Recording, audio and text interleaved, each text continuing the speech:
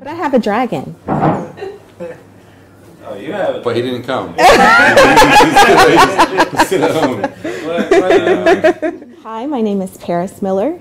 I am originally from Durham, North Carolina in the United States of America.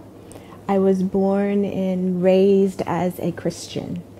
My mother and father divorced when I was about 3 years old, so I lived with my mother, and so any religious teachings I pretty much got from my mom. She wasn't extremely strict in terms of religion, but she considered herself to be Catholic more than anything, even though I did frequent Methodist, Baptist church. I went to undergraduate school in Greensboro, North Carolina, and that's when my journey towards Islam began. I didn't know it at the time, but it started then. When I was an undergrad, all freshmen were required to take Old and New Testament. That was the first time I'd ever started to study the Bible from a non-religious perspective, if I can call it that. I would say that it was very intellectual, more on an academic level. And we started with the Old Testament first. And that was very interesting to me because as a Christian, you really focus a lot on the New Testament and Jesus. That within Christianity, there were supposed to be laws and ways in which Christians were supposed to live their daily lives. I didn't see that growing up. I never practiced a lot of the things that I read in the Old Testament. The oneness of God was very clear to me in the Old Testament. And that was in great contrast to what I saw in the New Testament. The New Testament was void of law and how a Christian was supposed to live their daily life. Of course, within Christian teachings, there don't steal, don't lie, don't commit murder, all of these things, but the actual day-to-day worship of God, your relationship with God, how do you cultivate that? It was missing for me. Fast forward, and I'm in graduate school, and I'm engaged to be married. And so my journey to wanting to be a wife and ultimately a mother led me and my soon-to-be husband to the church.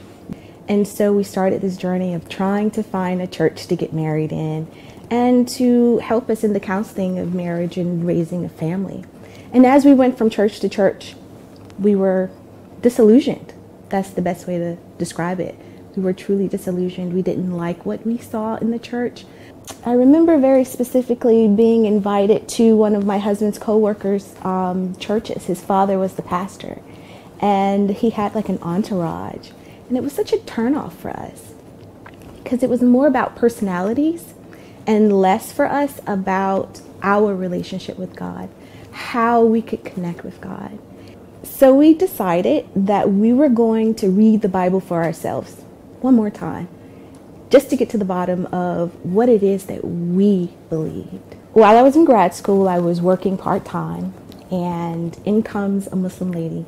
And I explained to her what my husband and I were doing. We were reading the Bible, and because she had converted to Islam, she understood a lot of what I was going through. She even invited me to the masjid, and I remember my first, in anticipation of going to the masjid for the first time, I sat up all night long and I made my first hijab. And I walked out and I had it on, and it felt perfect. I had my first Ramadan Eid, which is the end of Ramadan, the celebration that Muslims have. It was on my birthday. So that was like really cool for me, having that experience. But again, my fiance, he wasn't Muslim yet. My husband, fiance at the time, he had started going to the masjid, going to Jummah prayer, talking to my co-worker's husband who was Muslim, and he embraced Islam as well. So it was like this great gift given to me. And my conversion to Islam was very intellectual. Upon reading the Quran, learning more about Islam, how the pieces of the puzzle, all the holes that were there for me as a Christian were filled. it settled in my heart and it was so peaceful. It was like, aha, that makes sense.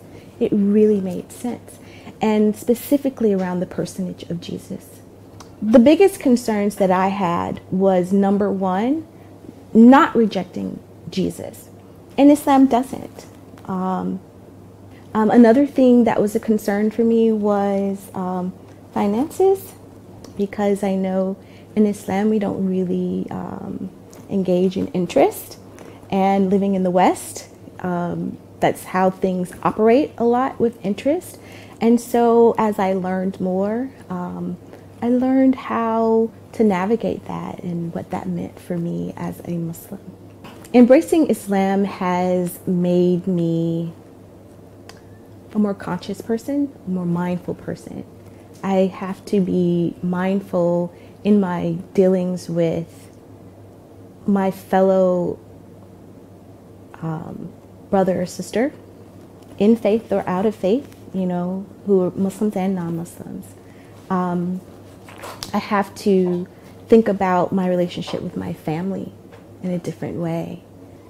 But in Islam, especially when it comes to the mother, she just is raised to such a height. And it's about what you can do and give for that person in many ways. It becomes I became less self-centered. The ego is a big thing. It has allowed me to see myself as an individual, but also as a part of the group. And as an individual, I have a responsibility to the group. And I also see that the group has a responsibility to me.